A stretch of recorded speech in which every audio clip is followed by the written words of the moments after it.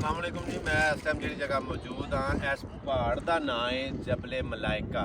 जबले मलाइका की जबले मलाइका एक ऐसा पहाड़ है जो बिल्कुल बदर के मैदान के करीब है। तो कि दस रहा था कि बदर के मैदान के असी खलोते सा तो सारा वाक़या रुदात तुहाडे सामने असा रखी है। सूरत इनफाल तुसी अगर तर्जमे दे नाल पढ़ो तो तुहानू समझ आ जाएगी कि बदर के मैदान अंदर की होया सी, क्योंकि सूरत इनफाल दे विच सारा वाक़या वो बयान किया गया है जिहड़ा कि बदर के मैदान अंदर जो मामला जो वाक़या जो जंग हुई सी।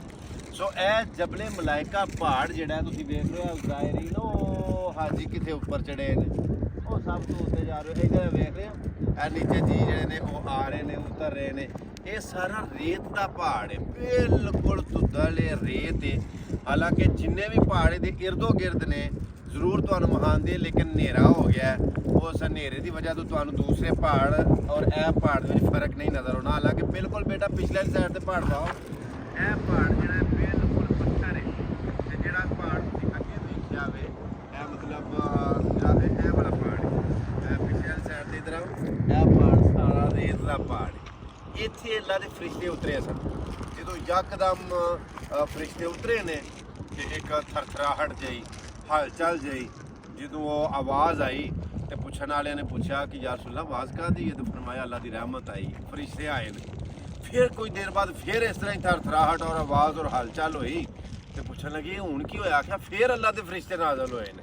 सो जो अल्लाह के फरिश्ते यकदम इस पहाड़ के उत्ते उतरे तो बिल्कुल रेत बन गई।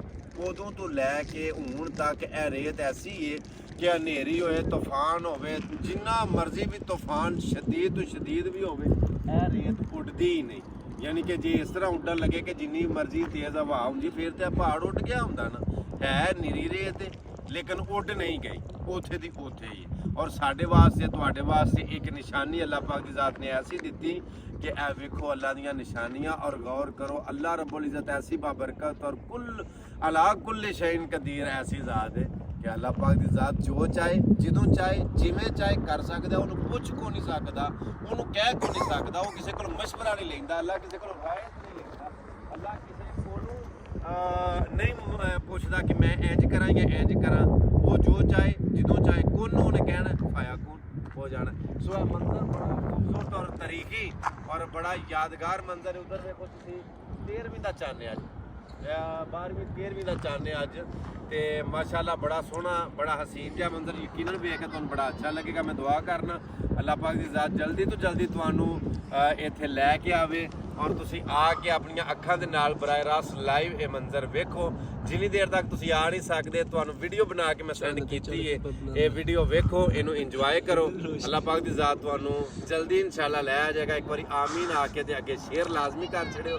अगली वीडियो तक मैनू इजाज़त दियो। अपना बड़ा सारा ख्याल रखियो। अल्लाह सुनने दे वाले। अस्सलाम वालेकुम वरहमतुल्लाह।